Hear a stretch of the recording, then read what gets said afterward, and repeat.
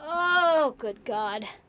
Hello, and Hello. welcome Welcome to this week's episode 251 of... I Said God Damn. Do I just fucking move this every time? Probably. So dumb. How dumb of me. How dumb of you. I try to keep mine on a swivel, so it's just like in and out real quick. Smart. Yeah, I said try. I'll try to do that also. Take some advice, which I... God damn it, my internet went out again. Oh no. What the fuck is going on?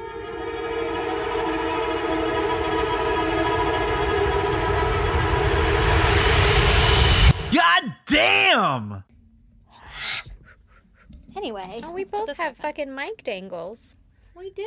We call them medangles. Medangles. McDangles. Like, Get it? dangles. For like Mike dangles. Yeah, I get You it. got it? There's so many things wrong with my setup anymore. Which is absolutely ridiculous. Anymore? That's a weird word to say there. Anymore. You know, like before it was fine and now it's just real bad. You know? Recently? I Would guess be a so. more appropriate word, maybe? Hey, don't make fun of the words that are available in my brain right now. All right. I have been through some trauma. That's true. Do you want to hear my goddamn? Yes. I do. I finally got that colonoscopy and that endoscopy. Ooh, yeah. How'd that go? It was the worst. I'm really sad you didn't let me drive you. I would have loved to see you fucking loopy after. It wasn't that exciting. It was like I was That's because you over- weren't with me. That's true. But Lee was there, and I don't think I did anything silly. And it was just like I was awake and aware, but like to move, I was like, woo. Ooh. You know? Was it fun? A little bit? No, I mean, it wasn't bad. But like, you The were... actual procedure itself, a breeze. The fucking prep, the prep, happened in college. the procedure.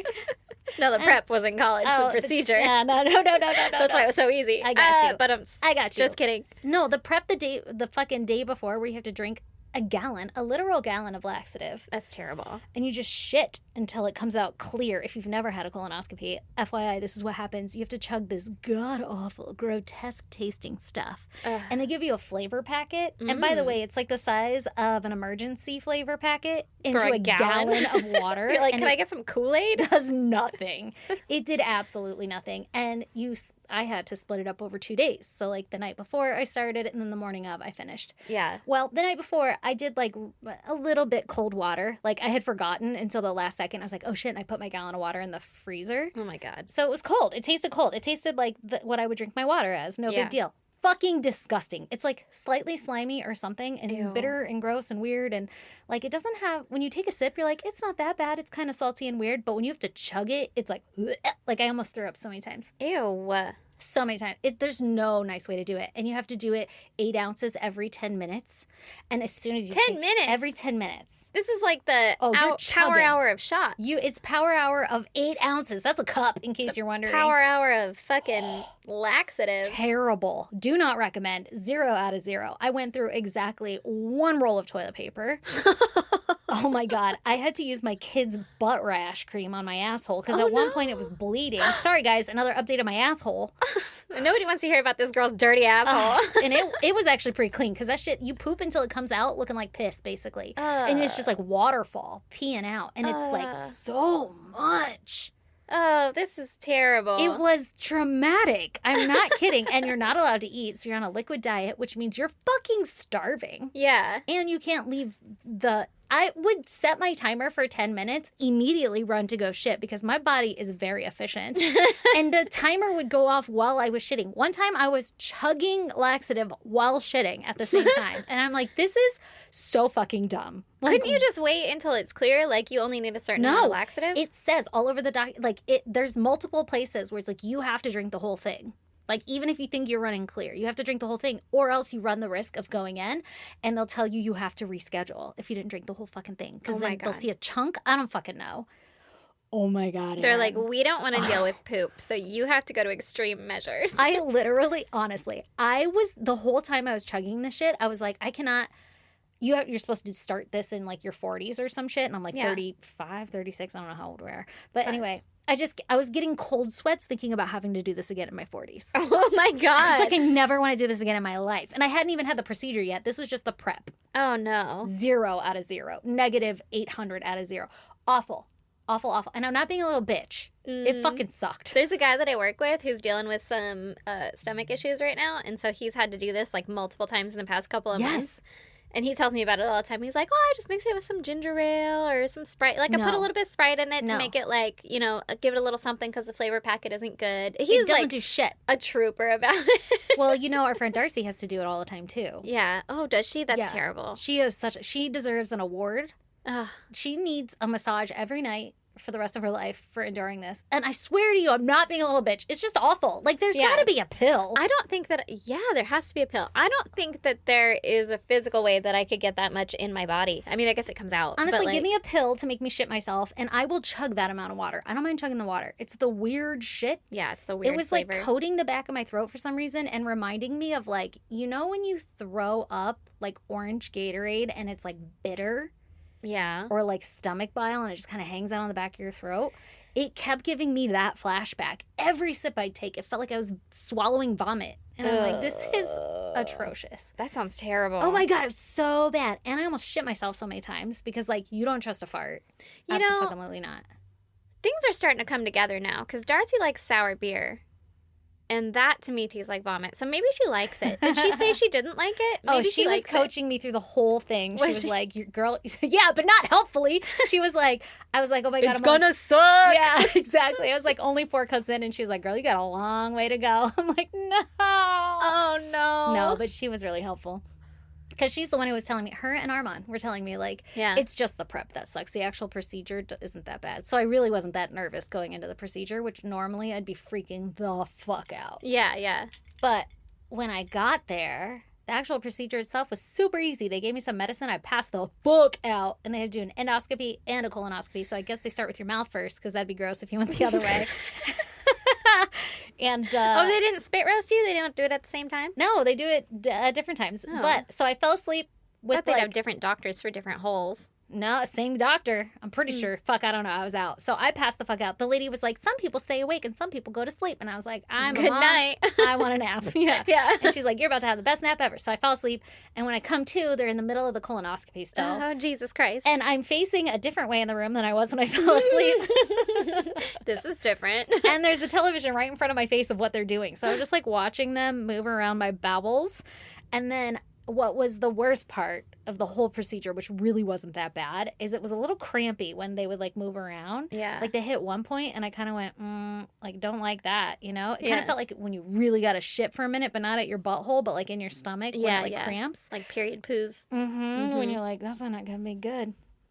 It felt like that, and the doctor's like, I know, it's a little tight here. And I was like, I don't know what that means, because I was so fucking out of it. Got super tight fucking colon. Bowels, evidently. I don't know, or he's going around a corner, you know how they're just like shoved in you? Yeah. I don't fucking know. You know how they're just shoved in you? Yeah, I don't know. You know how there was no planning whatsoever when it came to the bowels? The intestines? Just fucking all those loopy ropes, just shove them in there. That's what he was navigating through. So I imagine he was like unfolding them or something. And I did not, it wasn't great. Or maybe he was taking biopsies. I don't fucking know. But I do know that I was kind of out of it. But it didn't hurt. It was just kind of like a little uncomfortable sometimes. And the worst part was I had the fucking hiccups. Oh no. I was like, be careful. Yeah. I heard them say something like, oh, she's got the hiccups. And I was like, anyway, and then they got me the fuck out of there because I was only awake for like a minute or two right before they were done. Yeah. Got me the fuck out of there. Turns out they took a couple biopsies in my stomach. And they took a couple from my bowels, and they removed a polyp. Who knew I had a polyp? Ooh, a little polyp hanging out in there? Yeah, and now I feel like I can feel everywhere that they took those. Like if I drink coffee this morning, there's one spot on my stomach that's sore on the inside. Like whenever, it's like when you eat something. That's gotta feel so strange. Yeah, you know when you eat something spicy on your belly, and you're like, ooh, it's just not sitting right? You can feel where it, like where touches. It is. Yeah, that's what it feels like. And same with my bowels. Like there's one spot that I'm like, ow. So I'm probably just imagining it and being super freaked out for no reason because I overthink everything. But I'm pretty sure that I'm going to have an ulcer. I think you're fine. Yeah. And the doctor was like... you might have an ulcer. No, he was like, we took some samples for some like inflammatory shit to test. I don't know. And then the polyp, they're going to test for cancer. But he's like, nah, it's usually all precancerous. So like literally didn't seem that concerned. And I was appalled that I have a polyp in I there. think polyps are super normal. I think so too. I think like every mean shit, you might get a polyp.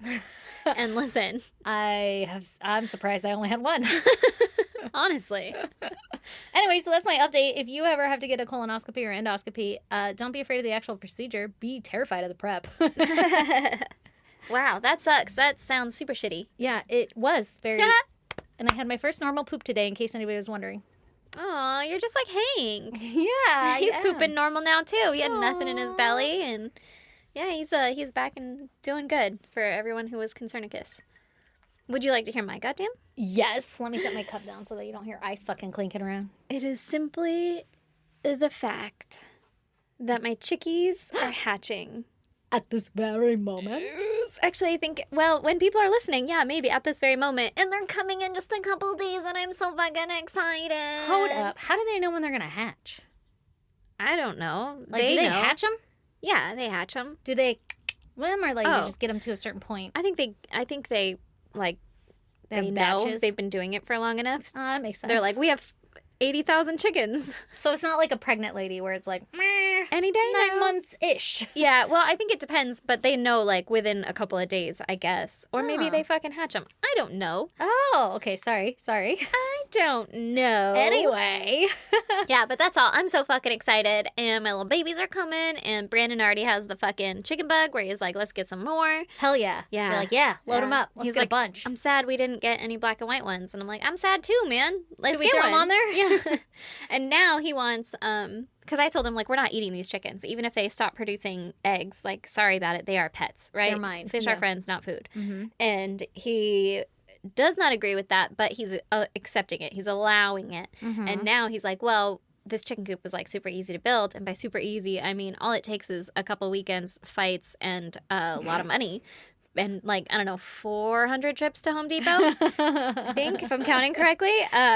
But to him, that's easy. And so I was like, hell yeah, man, let's make another one. He's like, let's fucking do it again. And this one, we'll get like meat chickens, and those will be like for eating. So you'll have your pets, So don't and then get these ones will attached. be for eating. And I was like, they can't see each other.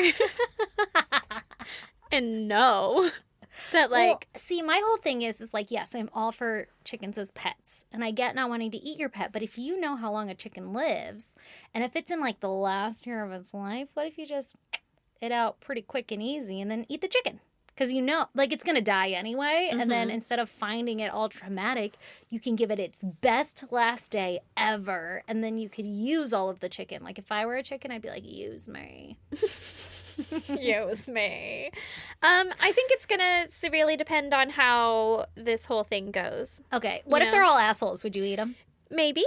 You do eat chicken. I do eat chicken. I'm not a vegetarian by any means, but like, I don't want to look my food in the eyes and love it and fucking give it little loves and stuff. Yeah, And I then, could understand that. And then be like, anyway, Yeah. sorry, I Becky. feel like in my fucked up brain, I can compartmentalize my love for a chicken. Like, I could be like, I love you up until like a year before you're going to die. And then I could be like, a year. I don't know. You like, give them a I good could cut day it off. and cut off their fucking last year. Yeah. I would find a way. Yeah, I have no problem with that. I would find a way so that the chicken doesn't know they're going to die. Right? Like, they're fucking, it's just like, Never see it you coming. know, those people on the Karate chop to Titan back of that the just head. like fucking imploded? Yeah. Maybe something like that. You're just going to implode the chicken real quick. Let's I don't go know. to the depths. Listen, I haven't come up with an ultimate plan, but I'm just saying I could compartmentalize my love that way. I do it all the time with my pets that are dying. That's a fucking false fact because I always die when I'm my a pets mess. die. But Yeah. like, I start to like detach myself from things that I know are gonna die. Isn't that awful? Oh my God. Well, I hope I never am going to die. I promise. I have to make I'll a never conscious die. effort not to do it. Yeah? I think it's from my upbringing from moving too much. Like, I could cut people off instantly. Oh, I can cut people off. Yeah. No problem. Like, you could be dead to me. Yeah. But pets? They're so sweet. They are so sweet. All right, you ready for some murder? Yep, let's do it. Okay, this week's case is brought to you by a very popular and familiar one. Ooh, okay.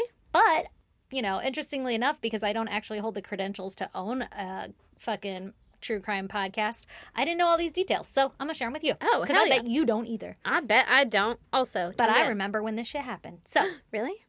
yeah. Is it Ariel Castro? No. Oh, okay. Why? Interesting. I was just wondering. That was a I remember when it happened, and also, like, never really looked into it. I don't even know what that is. I don't even know him. I don't even know. He's the guy that kept all the girls in his house, and then one of them broke out, and there was a dude outside, and it was happened to be a black dude, and then he was like, a white woman came running to me. Oh, yeah. Like, that's when you know that it's was fucked up. Jody, something or other, right? No. Okay. Maybe that was the name of the lady. I don't remember her name. Okay. It was Ariel Castro was the guy. I don't remember. I remember that story. Either way. Nope, not that one. Okay, I'm going to tell you about Lee Boyd Malvo and John Allen Williams. 2 people. 2 people. Okay. Lee also, Boy? Lee Boy? Is that his name? Lee Boyd Oh. Malvo. Forever hence known as Lee. Yes. Heretofore. Okay, so Lee Malvo was born February 18th, 1985 in Kingston, Jamaica, Yaman. Oh, okay. To Una James and Leslie Malvo. Lee grew up in a poverty-stricken town of Jamaica, far from the resort beach lifestyle that you think of when you say Jamaica. Mm-hmm. And his father has fond memories of taking Lee to ride his bike up and down the streets when he was young. And every night after work, they would go to this local ice cream shop, and they would get Lee's favorite ice cream cone, which was grape nut flavored. I don't know what the fuck flavor grape nut is, because grape nut in my world is like granola cereal. Yeah. But That anyway. doesn't sound good, but No, I it's mean, his favorite. peace be with you, dude. Favorite. And It's Lee's like when people are like, pistachio's my favorite. No, you're it's like, not. Get out of here, No, psycho. it's fucking not. Yeah. Yeah. Why do you have to be weird? It's always old people. It is.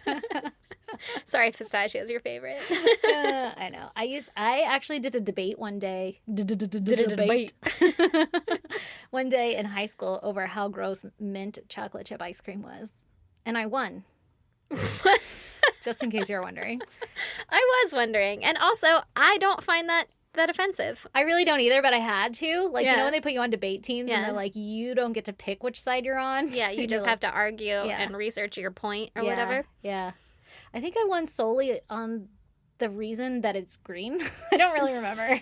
Everyone was like, that was a bad choice. But joke's on me because it's my kid's favorite ice cream. So Really? it's always in my house. Interesting. It's really not that bad. We never have ice cream. What? And then when we do, my kids are like, can I have it? And I'm like, bitch, you thought. It's fucking mine. Get out of here. And then I eat it when they're not around or when they're sleeping. And then they come out in the morning or whatever day and they're like, where's the ice cream? I'm like, That's me and chips with my kids. They They're get so like, sad. Like, you didn't share? No, I didn't. Same. I'll get those like, what are they? Corn chips with a hint of lime. Oh, And yeah. they'll be like, where are the sour chips? I'm like, Mama ate those last night. Those are babe." gone. Yeah. I got the family size back for me. I have the family size bag of fucking popcorn down here. Yeah, exactly. That's for me. Yeah, That's my meal. Kids will never know that exists. Exactly. Okay, so he ate grape nut, and I guess what he would do is eat the ice cream off the top, and then he would bite the hole in the bottom of the cone, and then the ice cream would like jerk down his arm and all this cute shit. He was 4, right? Oh, okay. So he was really little. And I then was he like, that's inefficient. well, he was little. I didn't know he was Imagine your 4. kid. It's endearing looking back, right? Yeah, cute. How cute. He was an adorable child. Yeah, love it. That is going to go on to do awful things. Oh, no. So, and then he'd be like, Dad, can I have another? And his dad would always be like, hell yeah, you can have another. And Wow. these are like his dad's fond memories of him. All right. He was a good kid all through his childhood. He was very kind and polite and well-mannered.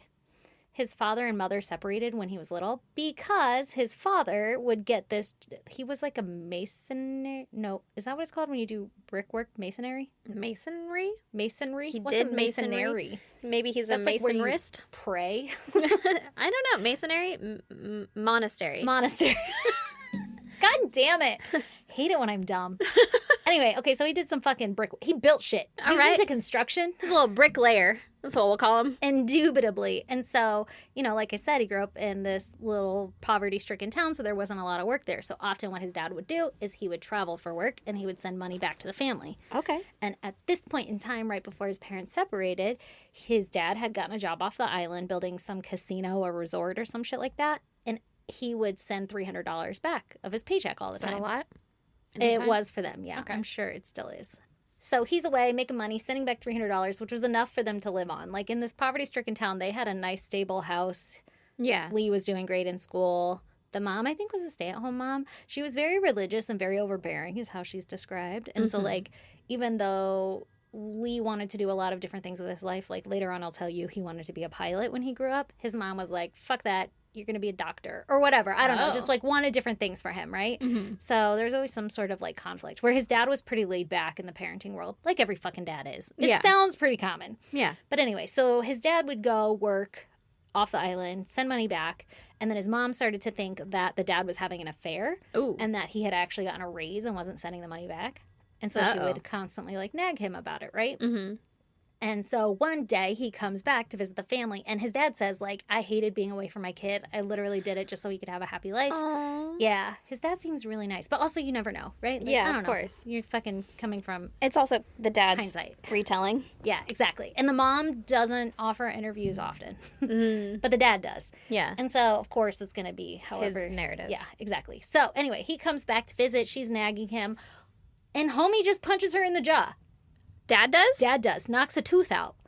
But you're going to love her revenge because the next day she was like, not in my fucking house. And she grabbed a machete and like attacked the dad and tried to cut off his hand that punched her.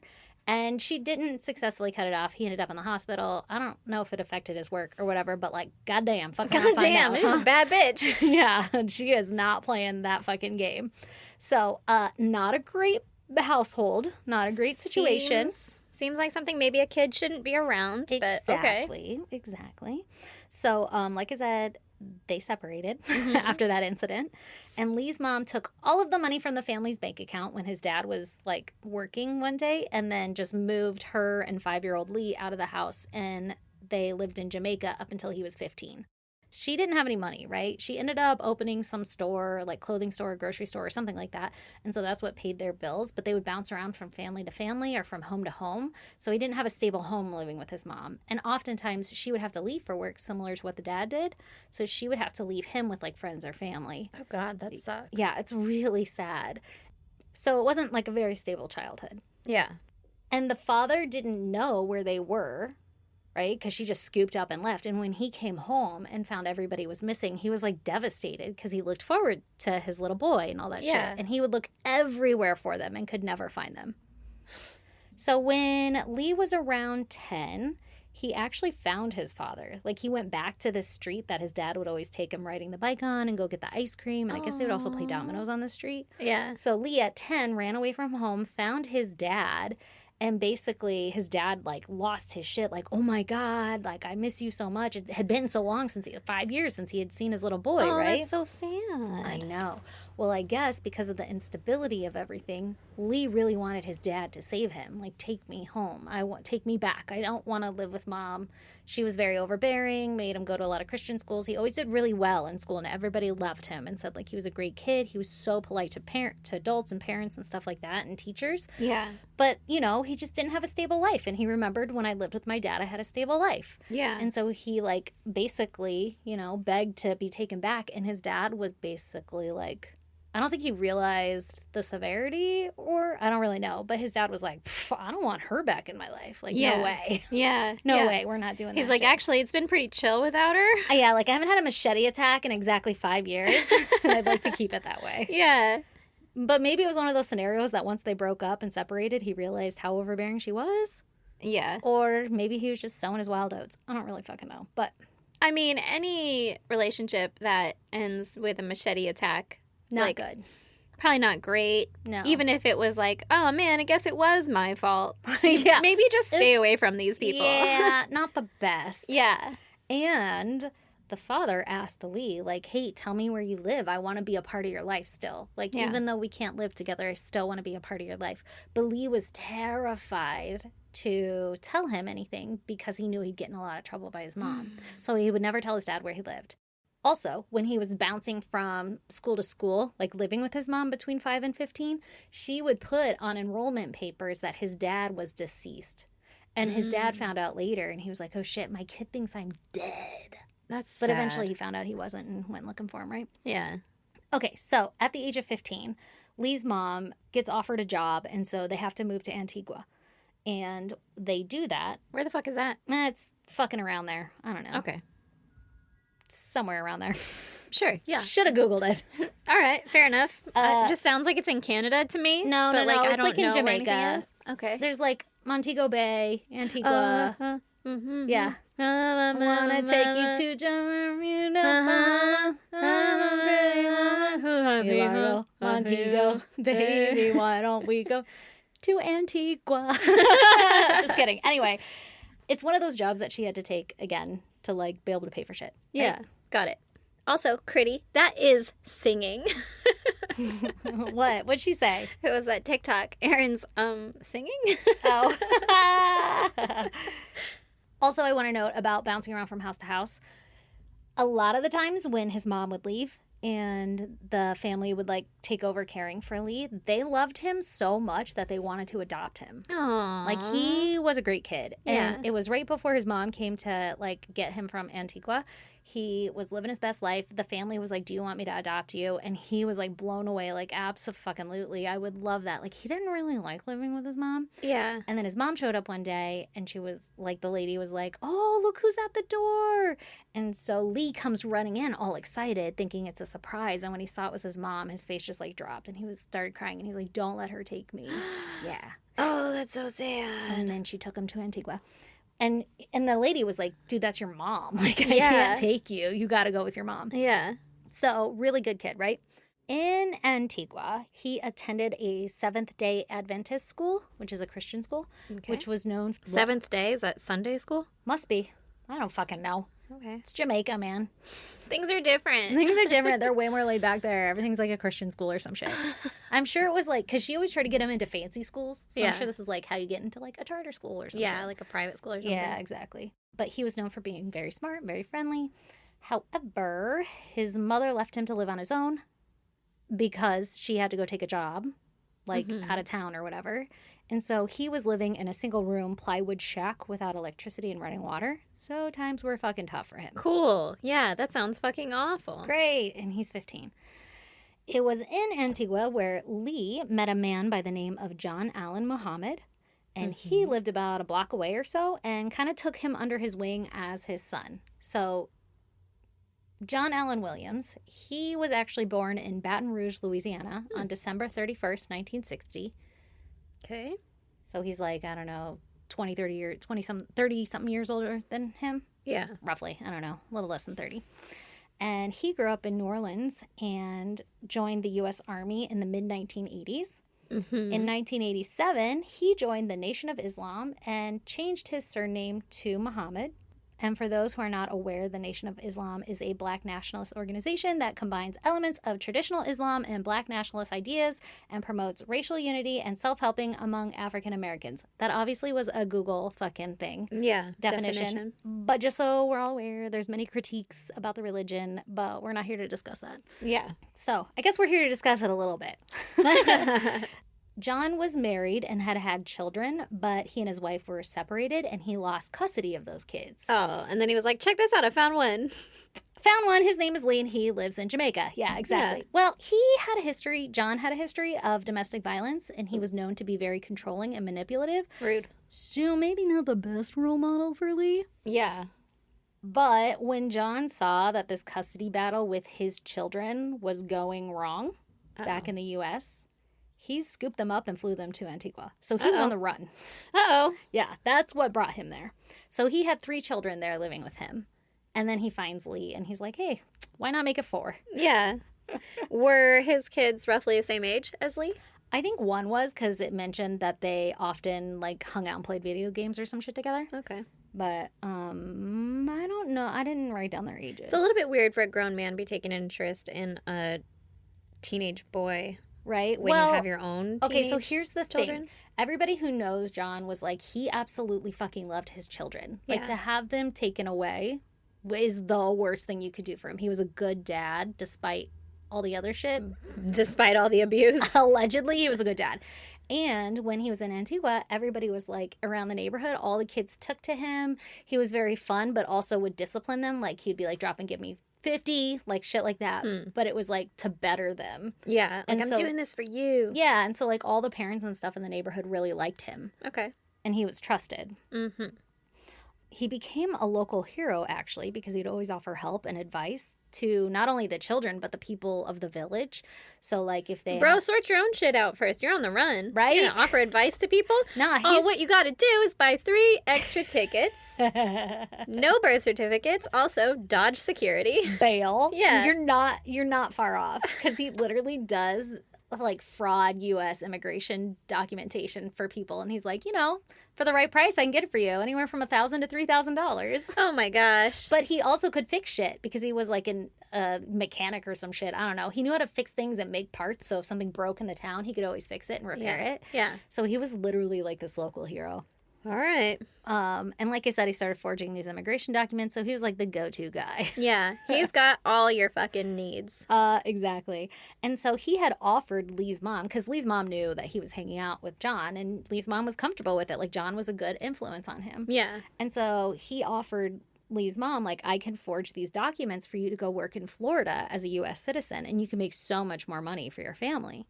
And so they did. And she left Lee behind. Oh my God. And she went to fucking Florida. He was like, I'll forge these documents to get you out of the country so I can take your child. Exactly. And so now his mom denies any allegations of abandonment or anything. And she says that she always was working her butt off so that she could pay for Lee's education. And she always knew where he was and all this other stuff. But the media has kind of been like, and his dad is like, she fucking abandoned him. Even Lee is like, I was abandoned as a kid. Well, you can't really leave the country that you Yeah. It's a difference left in your like kid in. It's a difference in like the definition of abandonment Yeah. in my eyes. She's like, no, I didn't abandon him. I did it for him. And Yeah. he's like, yeah, but you weren't here. You left, bro. You left and I had to do it alone, you were aka gone. abandoned. Yeah, exactly. So by January 2001, Lee had decided to move in with John and his family. So he's not living alone in this plywood hut. Yeah. He's living with some other people in a plywood hut that has water and electricity. Hey, greener pastures. Exactly. And John began to coach Lee about the Nation of Islam and its practices and beliefs. Mm-hmm. He always focused on honor and discipline and personal virtue, and he never really talked about like violence or anything like that. 'Cause Okay. Nation of Islam has some like anti-Semitism and like ties to like white power people, like what do you call Oh. them? Yeah, like it's not good, and they like Oh. are like women suck. Oh, that sucks. Yes, there's a lot of critiques about them. Yeah, I see. Okay, I'm with Um, you. And so he's doing some missionary work for them? Yeah, evidently he is. Yes, indeed. But he never focused on the negative parts. He was always like, like self-betterment, be Yeah. aware of yourself, that kind of thing. He's Do like, what's right if for you ignore all this other stuff, yeah, it's great. racism's not that bad. It's a great What? message. Yeah. So now Lee's best friend, who went to school with him, started to notice a change in Lee when he moved in with John. He was like, he used to be really interested in girls and cars and sports. And then all of a sudden he started talking about like guns and fucking Islam and shit. And he would start arguing with his peers about the practices of Islam. But he went to a Christian church. So it Oh. didn't really go well. Or Mhm. not church, but school. Yeah. So it wasn't a great combo. Mhm. And he had never talked about it before. So clearly John had an influence on Lee. Then, out of nowhere, Lee stopped going to school. And by spring of 2001, authorities started to catch on that John was in Antigua. And so he was like, they're on my tail. I got to skip locations. He about to get abandoned again? No, because in May of 2001, John took his kids and Lee to Miami on forged documentation, where he dropped Lee off with his mother. Oh. And then John proceeded to fly his children and himself back to Washington. It was in Seattle, but he was originally from Washington. Okay. So he's flying back home. I thought he was originally from fucking Louisiana. Well, he was born there. Sorry, Oh, I okay. forgot to mention. Then he he joins the military, whatever. He lands in Washington, meets a lady, gets married, has kids, goes through the divorce battle. So he's going back to Washington where the lady is, which is not a great idea because, No. like, you're on the run. So I don't know if homie's like, I'll just hide in plain sight. Like, Yeah. what's your fucking plan? Yeah. Not aware. So, I'm just going to sort this whole thing out. yeah, no, but I'll just talk to the cops. Everything's going to be fine. They're not going to mind at all that I kidnapped these 3 children Yeah. for a couple months.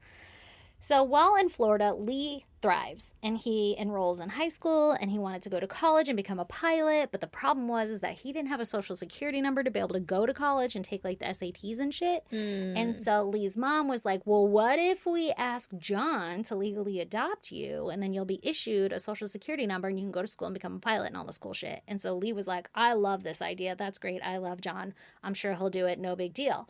And so Lee's mom buys Lee a bus ticket to go from Florida to Washington. Jesus. I know. So how long does that take? Fucking 18 years? 18 years. Just got to drop on his doorstep and ask this really heavy loaded question without a fucking phone call first. Hey man, can you adopt me? Yeah, exactly. So she buys the ticket, but then she chickens out and she hides the ticket and she's like, I don't want my boy to leave. I don't want that to happen. Aww. Like, we're not going to do that. Yeah. But Lee knows where the ticket is and he's like, yoink. And he goes and he steals it and he runs away and he takes that bus and he goes to Lee in Washington. Yeah, yeah. Yoink. Yoink. So, he runs away to go be with John, right? Well, John's not doing so great back in Washington. He had enrolled his kids in school, and when he did that, his wife had obviously put a bolo out for her children, right? It's like on the National Registry of Missing Children or some shit. Yeah. And when their name went on an enrollment, it flagged, and so the authorities came and, like, took the children from John and gave them back to the mother. And then the mother was like, we got to get the fuck away from John because he's dangerous. Yeah, like, he'll just obviously kidnap you. your fucking kids. Yeah, and I know what he's capable of, and he's fucking crazy. So she took them and moved to Washington, D.C. and, like, hid from them. But he doesn't know that they're in Washington, D.C., right? Okay. Like, she skips fucking town. She was like, Washington, going to the other one. Yeah, he'll never look for me there. Yeah. It's on the literal other side of the country. So the family's living their life there. John's all alone back in Washington, and he's living out of, like, what are those called? Like, not hostels, but, like, when churches take you in. Oh, sanctuaries? Yeah, something like that. So he's living out of that. Okay. Okay, so now it's about a month after John's children have been taken from him when Lee shows up on his doorstep. I don't know how the fuck he knew where he was. Times were different back then, I guess. You could just be like, hey, man, you know where John Muhammad is? And they're like, yeah, I know that, man. He's on the street corner over here. Oh, John Muhammad? The most... common, yeah, basic fucking name. Okay, cool. Yeah. I think it's probably in the phone books. Maybe he just went to all the different addresses. And then when he didn't find him, just started going to all the, like, shelters and shit. I don't fucking know. Yeah, how did he find him there? I have no idea, but he found him. Or maybe they were in still contact. I don't know. All right. Anyway, so he shows up and he's like, hey, John, can I come live with you? And John's like, yeah, it's pretty fucking sick here. 3 hots and a cot. I don't know. Anyway, and so they start living together in this mission, whatever. Okay. Just to give you a timestamp, we're October 20th of 2001 Okay. when Lee shows up on the doorstep. You remember when this happened? I remember when this happened, yeah. Okay. You're gonna too when I tell you everything. Okay. So together they started this like daily routine under John's, guidance, supervision, bossiness, whatever. Mm-hmm. So Lee would go to school and then he would go to work and work out at the YMCA. They both would work out together. They're gonna get buff. and then they would go to the shooting range and shoot guns. Okay, cool. Now John had a Bushmaster AR-15 that he would carry around in a plastic case in a duffel bag all the time, and that's like what they would go shoot at the range. Or just all the time? All the time. Like, he was homeless, so he had a duffel bag of his shit, and that was his gun of choice. Okay. So their father-son like relationship started to grow. They're doing all this cool shit together. But others started to notice a weird change in Lee where he wouldn't speak to people unless John would like give him a nod saying it's okay to answer. Like, he became a robot around John. Oh. Yeah, like he was like John's little puppet. Yeah. And John would rarely let Lee out of his sight, like outside in the world. It was always John and Lee together. And he was basically grooming Lee. Yeah.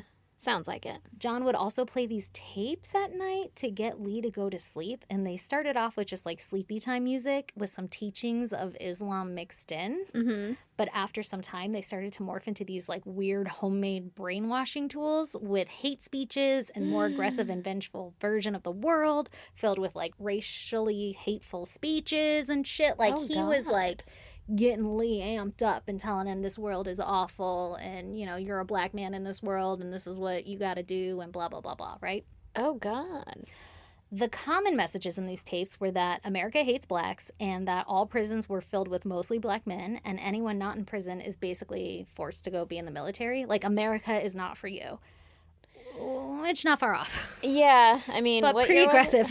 Yeah, but it's pretty shitty to, like, indoctrinate your kid in that way. I know, I don't like to use that word because of how it is now, but... Yeah. It's a very sensitive subject. Yeah. People have very intense feelings about it, but it's obvious that these tapes and that John's teaching had a major impact on Lee and his outwardly worldview. Yeah, I'm sure. Yeah. Well, that's your, like, role model. model. That's your dad, essentially. Yeah. Lee thought that, like, people were actively out to kill him. Oh, God. Like, not just like, ooh, be careful.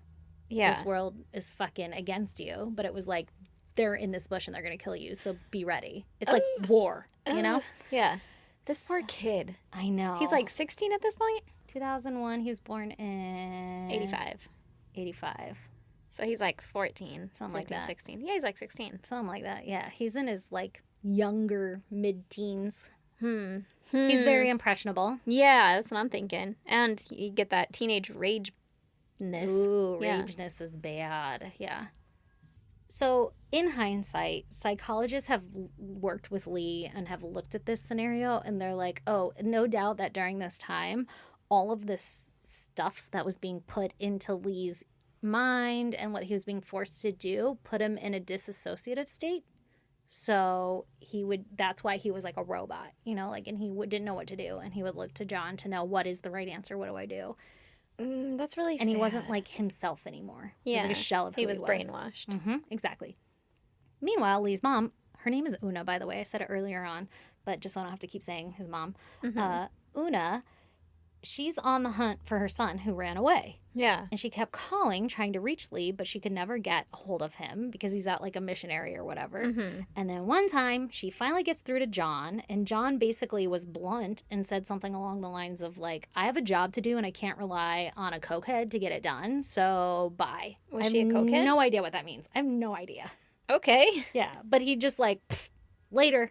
And she was like, where's my son? But hang on. Questions. That seems aggressive. Yeah, I don't know. Maybe she did coke. I don't fucking know. But God, how aggressive. Yeah. Unless he meant it in some other way and I just am not understanding out of context. Well, it could have been like, I'm really busy right now. I have a job to do and I can't rely on cokeheads because Yeah, maybe. So I gotta go. Yeah. I'm busy. I don't fucking know the context. I got shit to do. Either way, inappropriate response to a mom looking for her underage son. Agreed. Yes. But Una got majorly concerned that her son was in trouble after this, right? And so she hopped on a Greyhound bus and headed towards Washington. God damn. I cannot imagine how long that fucking takes. Dude, my whole family, maybe it's because I grew up in fucking trailer parks or some shit, but like my whole family always took Greyhounds. Like when they were coming to visit, they'd just show up after, you know, at a bus stop from like the another state. Yeah. What? Yeah. That's how they traveled. They never fucking flew. We were too poor. Greyhound ticket was like $60. My uncle used to get my parents to buy him tickets to come visit us, and then he would sell those tickets to other people for money for like whatever. That's fucked up. Yeah, then my parents were like, I'm not buying you any more fucking tickets. Oh, that's pretty fucked up. So I'm pretty sure it's like what poor people do. Did they not have cars? I doubt she did. Una? Maybe she did. I don't really know. I don't know the answer. She probably didn't have a driver's license. Wondering she about was on your illegal family documentation. Oh, my family? Hell no. They got no money. They were into stealing shit. That uncle ended up in jail so many times. And then my other uncle, brother, ended up in prison. Lost his fucking eye in prison. He's still alive, actually. Jesus Christ. Yeah. Broke his back, too. Crazy shit. He's not in prison anymore. That's good, I think. Yeah, I think he should be. Oh. Not because he's bad, but I just think it's, like, better for him. Just, you seem a little calmer. Yeah, like you're taken care of. You're not climbing in trees and falling out of them and breaking your back. Oh, God. Whatever the fuck. I don't know. My mom deals with that. But anyway, I digress. Yeah, okay. So I guess it's just cheaper to take a Greyhound bus. Probably takes 500,000 years. Yeah, I think it would. But they just drive through the night, so I don't know. I don't know. I've never been on a bus. God damn it. Erin, letting your privilege show. I'm sorry. But my dad and To be fair, I've never been on a Greyhound bus. Ha, see? But I've been on a city bus, I've been on a city bus one time, and we got lost. And I was like, you know what? I'm never going to do this again. I'm going to take my dad's car. Yeah, I'm just going to go. But my mom and dad, when they would fly to the East Coast, would then take a bus occasionally to, Yeah. like, up Yeah. to wherever the fuck, instead of renting a car, I guess, or whatever. But I'm like, I'm over here, like, why didn't my grandparents just pick you guys up? Yeah, like, different times, man. Like, fuck that. I'm busy. I guess. And it is like a 2-hour drive, but I feel like I'd still fucking do it. Yeah, me too. Oh, my God. I remember my mom was pregnant and they like, good luck. Like, here's a fucking bus ticket. And I was baffled when I learned about it. I was Yeah. like, you just. Yeah, it was like normal. They were I'm like, pretty "Good sure it's luck?" still normal for people. I don't really know. I don't know. Okay, so where was I? Una's on a Greyhound to fucking Washington. Yeah, she gonna get. But I accidentally did something and it went all the way to the top of the goddamn page. Oh, ain't that the worst? Mm-hmm. Okay, I found it. And when she gets to Washington, she immediately talks to the police, and the police find Lee in John's care and remove him. And they're like, "You can't be with this random guy. Your mom's here looking for you. Here you are." But also, were they then looked at Yep. for having fake documents? Exactly. Okay. So it didn't take long for the U.S. Immigration Service to catch on that they were both there on illegal papers. And on December 19th, both were detained and kept in separate facilities until their release into an INS safe house on January 23rd, 2002. Oh my God, how fucking sad. I know. And so Lee kept telling his mom that they were in great danger, likely because of the propaganda that John was like spewing into his head every night. Yeah, on account of he was still brainwashed and now John's Exactly. not around. So he's like, Exactly. what do I do? Exactly. We're in danger. And he's like, Mom, you don't understand. Like, people are going to kill you. Like, I need to keep you safe. You don't want to be with me because they're after me. Oh, God. And so one night in their safe house, when Una was cooking dinner, Lee was like, deuces! And he snuck out of the window and he ran back to John. Oh, my God. Mm-hmm. And Una kept searching for her son and would occasionally spot him and John like on the street or getting on a bus or some shit. And she would like call to him and he would fucking book it the other way. What? And she was like, I'm your mom. Stop running from me. But he was like, don't want to live that life. Oh, that's so sad. I know. So the father-son like duo, they began to live a life on the run, and they would live their day-to-day by that like weird schedule that John had drawn up. So they would do those daily exercise routines, and they were super intense. And then John would have them do these like quote training missions where they would hunt each other sniper style in the woods Oh, my God. around Washington. Right? Totally. Totally normal. Sure. And Lee started to believe that they really were being hunted and that there were two rules to live by, and that was that you do whatever it takes and that there is no turning back. So that's what was like hammered into his head. So like killing people is an option, Yeah. and once you do it, you're fucking done. Like, don't think about it. John would prep Lee on how to handle interrogations by chaining him to a tree in the snow with no clothes on, and like he would do that for hours to mentally harden Lee to not give away any kind of information. This is so fucked up. It is. And so Lee says that at this point, it was about proving to John that he was tough enough to stick it out because he wanted to gain John's respect. Yeah. So he would do it. And then on February 16th, 2002, which was 2 days before Lee's 17th birthday, John gave Lee his first mission. So John had a vendetta against a woman named Issa Nichols, who he believed was against him during his divorce and custody battle. I don't know what this woman did, but like he's just like, don't like her. She's got to go. So John sent Lee to the woman's home that night, armed with a .45 caliber pistol, with the orders to shoot and kill Issa. Oh, my God. What John and Lee didn't know was that at this time, Issa's niece was staying at her house with her infant baby Oh, no. because the niece was in an abusive relationship. So she was fleeing that relationship and staying with her aunt. Yeah. So Lee walked up to the house and he knocks on the door, and the niece answers the door because she's home alone, and she was like in the middle of changing her kid's diaper or some shit, and she stopped to go answer the door. And Lee didn't have a picture of the person he was supposed to actually kill? I guess not, because he killed her instantly. Oh, my God. I know. He just shot her, I think, in the head. This was like a major test for Lee, according to his like rite of passage with John. And even though he got the wrong target and everything, John was like, all right, you're cool. Like, you can be in my fan club. Oh, my God. I know. And nobody knew who fucking killed this woman, right? Like, it was just some Yeah, it's a there were very- no witnesses. Yeah, random attack. Exactly. Did everybody blame her abusive ex? Oh, I don't really know. I didn't really look up much about it, but this poor woman just got shot right in the face, man. Can you imagine answering the door, too, and then being like, done, and your little baby's still in there? I don't know the details. Like, I don't know how long it took for anybody to find out. No, I hope Yeah. not. Yeah. That'd be so fucking sad. Yeah. So, But also, I would never answer the door, so. yeah. Fuck that. Never answer. I don't know that person. No. You don't need anything. Nope. So between February and October of 2002, Lee and John traveled by bus around the United States, living in shelters and robbing and killing people as needed. Oh my god. Yeah. Just like casually went to fucking full-on murder? Yeah. Like, oh, I want his fucking wallet. Bang, bang, give me your wallet. Oh, God. So on March 19th in Tucson, Arizona, a 60-year-old man who was just clipping balls, not clipping. You know what I mean? You know, it's that yearly time.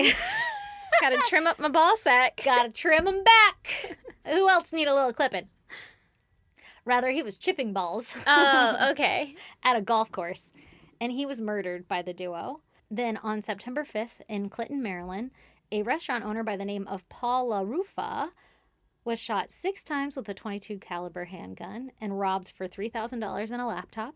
Oh. The duo used this money to buy a 1999 blue Chevrolet Caprice. Then, on September 14th, in Silver Spring, Maryland, an employee of a local beer and wine store was shot and injured outside of the store, but lived. Mm-hmm. Then September 17th in Washington, D.C. Like, they're just fucking hopping around here. Yeah. Like Maryland, Washington, D.C., whatever. September 17th in Washington, D.C., another liquor store worker by the name of Mohammed Rahid was locking up for the night when he was confronted by John, who shot him right in the stomach and stole his wallet. In the stomach? Yeah, he was like laying on the ground, still alive, and he just jacked his wallet. Oh, that's so fucked up. I know, and he survived. Oh my god. Yep. So for him. we have a living witness. Yeah. Then, September 20th, in Atlanta, there was a shooting and a robbery. Then the next day, just a few hours away in Montgomery, Alabama, there was another shooting and robbery. Okay. So they're fucking busy. Yeah. Also, they're like fucking down by Florida again.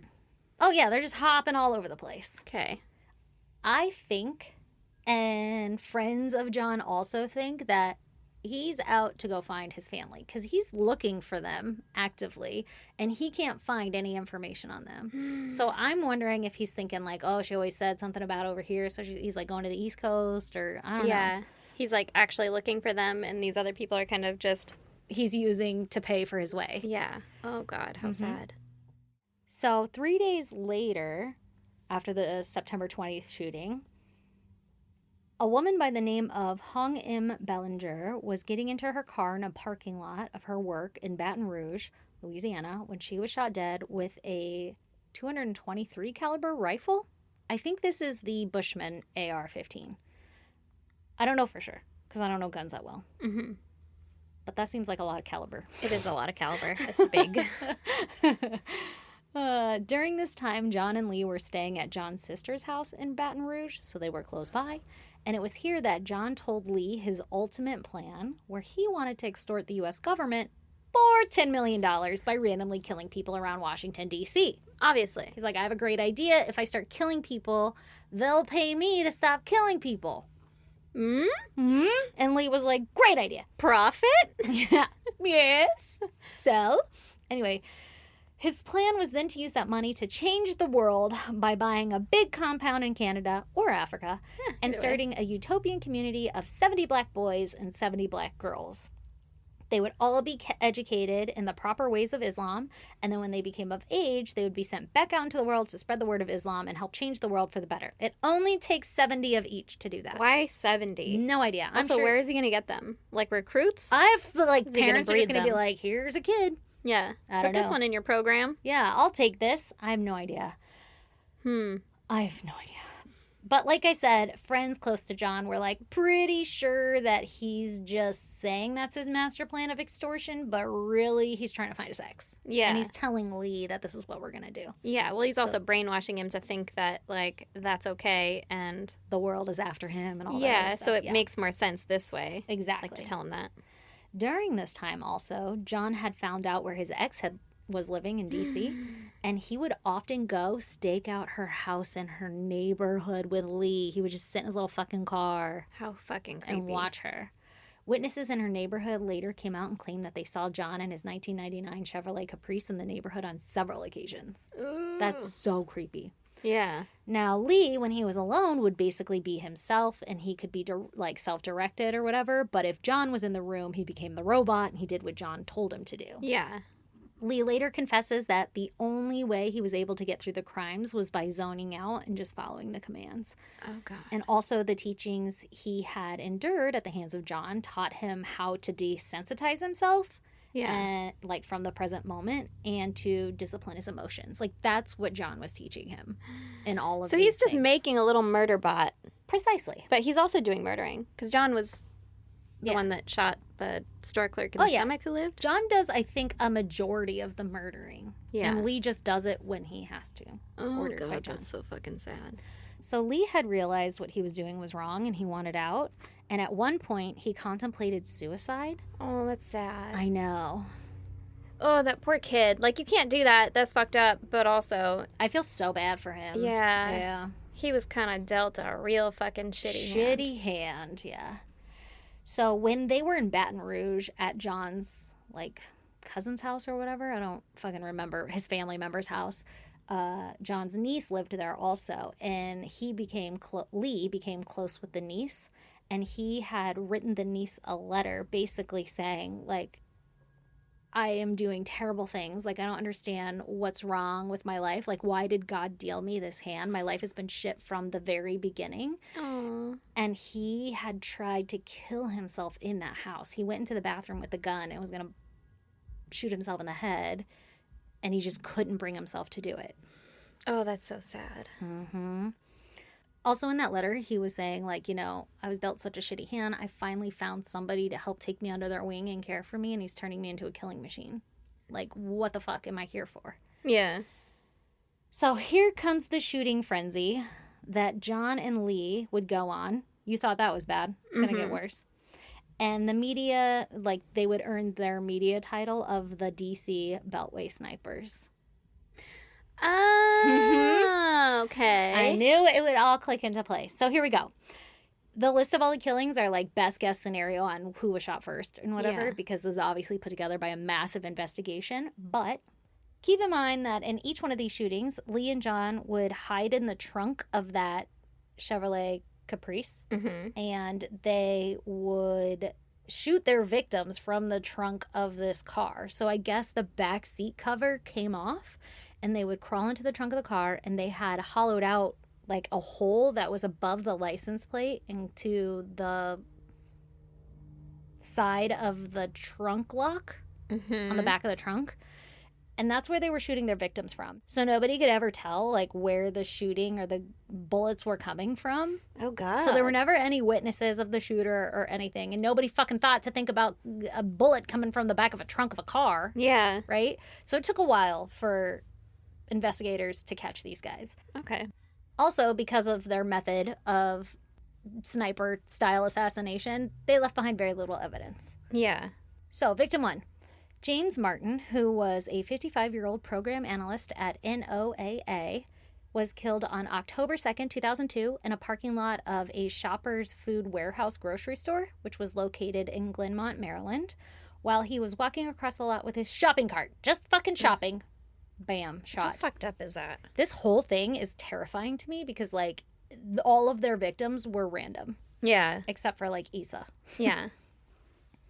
October 3rd, 2002, so the next day, at 7:40 a.m., the duo pulled up to an auto dealership right outside of Rockville, Maryland, and they parked just a few yards away up the street, and the back of the car was facing the dealership. And then, according to John says that Lee climbed into the back seat of the car. Now, I'll have you know, Lee says that John did it, so who knows? But says that Lee climbed into the back seat of the car, lifted that back seat cushion out, and they had like a hook or something that they could hang the cushion on so that it like hovered over the back floorboard. So obviously they planned this. Yeah. I mean, they cut out a fucking hole in the back, but they had this thing like retrofitted. He slid into the trunk of the Caprice where the gun was waiting for him, and then he put the Bushmaster AR-15 barrel through the hole, and he sat there watching his sights on a landscaper who was mowing the lawn of the dealership. How fucked up. He's at work, bro. Yeah. So this landscaper's name was 39-year-old James Sonny Bakkanen, he was just doing his fucking daily work. And according to John, Lee stayed in the trunk and waited for John's signal that it was time to shoot the target. And Sonny had just turned his back to them because he was mowing the lawn, right? So he was like turning a corner and turned his back to him. And that's when John gave him the signal and Lee pulled the trigger and ended up doing what they called a, quote, heart kill or heart shot. Oh, God. And they shot him between his left shoulder blade and his spine and killed him instantly. He's just fucking mowing a lawn. Oh, God. How fucked up. Nobody to witness anything. Like, he's just out there minding, probably listening to music. Yeah. Doing his own fucking thing. Next, we have Prem Kumar Wellikar, who was their third victim. And he was shot and killed on October 3rd, 2002, so the same day as Sonny, while he was pumping gas at an Aspen Hill area, Montgomery County, Maryland gas station. Prem Kumar was a 54-year-old retired salesman who stayed busy driving a cab part-time, and he was born in Pune, India, and immigrated to the United States at the age of 18 for better educational opportunities. The shooter was later identified as John. As I say this, basically everybody that was shot with the shooter was identified as John, except for Sonny, which it's like questionable. It could have been Lee. But basically, I'm pretty sure John was doing all the shooting. I don't know how they determined this. I don't know if it came up in trial or whatever, but we obviously know in the story he's the, like, big villain. Yeah, the mastermind behind all of this. So Sarah Ramos was their next victim. She was killed on October 3rd also at 8:37 a.m. Like, these are back to back to back. Yeah. While sitting on a bench outside of the post office near Silver Spring, Maryland retirement community. Oh my God, how sad. I know. Sarah was a 34-year-old housekeeper, babysitter, wife, and mother of a 7-year-old boy. She had gotten off the bus and was seated on the bench reading a book at the time of her murder. How fucked up. I know. Why is he killing all, like, Random people. Yeah, everybody's just like a random average Joe. Like, Well, because his master plan is to, like, have these random killings that they can't solve, and he's going to extort the U.S. government for $10 million, remember? yeah, I remember, but then go for the fucking wealthy. Yeah. That's how you're going to get a response. That's how you're going to get a response. Honestly, that's where he went wrong. Not to say. Okay, their fifth victim was Pascal Charlotte, who was shot and killed on October 3rd as well, while standing on a street corner in Washington, D.C. My God. He was a 72-year-old retired carpenter who had immigrated from Haiti, and he was on his way to a bus station when he was killed. Again, the shooter was John, and evidence later showed that the bullet that killed Pascal had been fired from John's Bushman rifle, which I'm sure there's several cases like that, but I found that this one was mentioned, Yeah. that they do get evidence from this guy. Lori Ann Lewis Rivera was the next victim, and she was killed on October 4th, so the following day, while she was vacuuming her employer's minivan See? Why are you killing the fucking layman? at a Shell gas station in The average Kingston, guy. Maryland. Why? I know. These are people just working in Fucking a place doing they their don't shit. want to be. Right? I don't want to be vacuuming this bitch's van. I don't want to be mowing the goddamn lawn. No, I want to be inside enjoying my goddamn life. Or Yeah. outside. I don't know. I mean, or outside, either way. Or fucking vacuuming my own van. Yeah, my own minivan. Yeah. Anyway, so Lori was a 25-year-old nanny and mother. She was shot in the back by John. Then we have Carolyn Sewell, who was the seventh victim, and she was shot in the back and injured on October 4th while she was sitting in her car at a parking lot in Fredericksburg, Virginia. Virginia, sorry. A little slip of the tongue there. Carolyn was a 43-year-old stay-at-home mother of 2, and she was shopping at a craft store for a Halloween wreath and scarecrow, and That's girl got just- shot. That's just sad. I know. I'm like, I could be at Michael's too, bro. Yeah. Hobby Lobby, what you want to call it. I Yeah. could be there. I probably won't be getting a wreath, but that's okay. Getting a wreath. That's a Halloween wreath, though. That sounds fun. True. And Can I bitch, make you it? made a wreath. Don't act like you're not a Pinterest mom. I did not make it. I bought that, and then I wrapped some new shit around it that was in the $1 bin at Target. So, I'm sorry. I heard. made it. Made it. Yeah. But I would be buying a scarecrow. That sounds cool as shit. I should have one in my front yard. Honestly, you need one. You have Yeah. sunflowers. Yeah, honestly. Okay, so she was just in her car fucking enjoying her life when she got shot. She said that she... Said that. She survives. Oh. She said that she had heard the shot and then felt the pain instantly. And when she realized what had happened, she slid out of the car. Like, she was praying to God that she didn't die because she had 2 little babies. And she slid out of the car onto the pavement. And then she was, like, screaming in the parking lot for help. Like, somebody help me. But nobody believed that she had gotten shot. Because, I mean, it's crazy. Like, yeah, but, like, there's nobody out. Shoot, like, what are you talking about? But, I mean, I don't know if it made a sound. Yeah, I was going to say someone must have heard it. Maybe there was nobody in the parking lot. I don't know. But eventually, the people working at the craft store, the employees came out and helped call 911 to help her. And she had sustained 2 broken ribs, a damaged lung, and diaphragm in the shooting, but she survived. And she ends up testifying at John's trial. Oh, my God. Yeah. That's insane. Right? The bullet had pierced through her lower back and exited her chest just below her right breast. Oh, so God. She got lucky. Those are some major organs right there. Ugh. She was one of the 3 shooting victims to survive this whole spree. Their 8th victim was a 53-year-old civil engineer from Gaithersburg, Maryland, named Dean Harold Myers. He was shot and killed on October 9th, 2002 at around 8:15 p.m. while he was pumping gas at a Sunco station in Manassas, Virginia. He was the first victim in Virginia, I guess, because they were in Maryland, Virginia, Washington, D.C., the whole little area. Yeah, okay. Which scares me because I used to fucking live there. Yeah. Not that specific place in Virginia, but not then. But my dad used to work in Washington, D.C.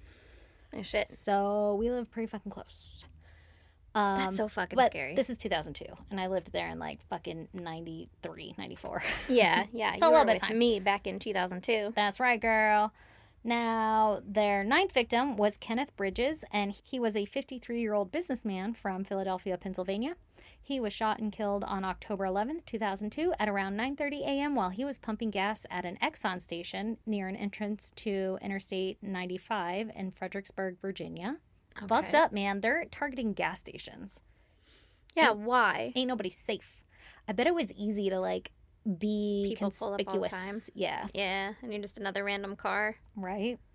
The 10th victim and the final victim was Linda Franklin. She was a 47-year-old FBI intelligence analyst from Arlington, Virginia. Fucking right. Like, I don't know if she was targeted or if it was just fucking luck. They were like, oh, she might fucking catch us. Yeah. She was shot and killed on October 14th, 2002 at around 9:15 p.m. while she and her husband were loading packages into their car in the parking lot of Home Depot. Oh, no. In Falls Church, Virginia. That's so scary that you... And, like, it's not like anybody sees anybody with a gun. It's just a parked car. Yeah. And, like, obviously knowing now you can see the hole in the trunk, but I Sure. would never notice. Yeah, I don't look at cars. No. Also, I wonder what kind of angle you have to be at to not get somebody's fucking legs, you know? Right. Or how far away were they when they got shot? Yeah, that's what I would think. Also, how big was the hole? Like, It's kind of like a rectangle. Okay. Like, I don't know, couple inches, like 3.5, Yeah. 2.5. I don't know what that is. Yeah, that's like 3. 3 inches long and like 1.5 inches wide. Yeah. Maybe an inch. I don't know. It's got to fit a Tall. barrel and a scope. Like, I don't know. Ugh. There's pictures online. I'm sure Critty will post on our social media. Nice. The Beltway sniper shooting spree lasted for 21 days. God damn. When on October 24th, 2002, federal and local law enforcement arrested John and Lee as they slept in the car, that same fucking car, on a highway rest area on I-70 in Frederick County, Maryland. So they didn't fucking flee. They were staying around this area in Washington, D.C. area where his fucking ex-wife and children lived. Yeah. So I wonder if he was just like waiting To see her. And then you have all these other random killings, and then it wouldn't be traced back to him because she's just a victim of a random. Don't like that. At one crime scene, they left a death tarot card with a note on the back that read, quote, "For you, Mr. Police, code, : call me God, do not release to the press." So they start taunting the police. Because how else are they going to get their $10 million, right? Yeah, Like, of course. You got to send the message of like, They have to know how to contact him. Exactly. How'd the police know it was them in the Chevy? So I'll tell you. Okay. John and Lee had actually left several notes at many of the crime scenes, basically trying to extort the government for the $10 million and threatening to kill, like, people's children's and shit. They were like, Oh, God. to the investigators, like, your children aren't safe. Like, they're trying to incite fear so that they'll, like, listen to their commands. Yeah. Give me $10 million. A month or so earlier, John had actually called the police, taunting them, saying that he was the one responsible for the murder of 2 women at a liquor store in Montgomery, Alabama. So it was like an unsolved murder. And he was like, that was me. And it was him. This, along with the consistent eyewitnesses of the blue Chevy Caprice and the notes left at the scene, led the authorities to Lee and John. So they were able to find him. Oh my God. So Yeah. they were just fucking dumb. Yeah, they were dumb. And the police probably got lucky in some sense. Yeah. You know? Like, they're like, okay, the bullets are matching. Yeah. And people keep seeing this blue Chevy Caprice, so keep Bolo. And then they see some people sleeping in a car, and they're like, the fuck, yo? That's a blue Chevy Caprice that these bitches are sleeping in. I see a hole in the back of that trunk. This seems suspicious. Mm-hmm. After Lee's arrest, it was clear that he had been brainwashed by John. He told people that they were so close to getting that $10 million and that he really believed that they were going to get away with it. Like, he was, like, slamming his fists on the table when, like, friends and family would visit him in prison or whatever. And he was like, we were so close.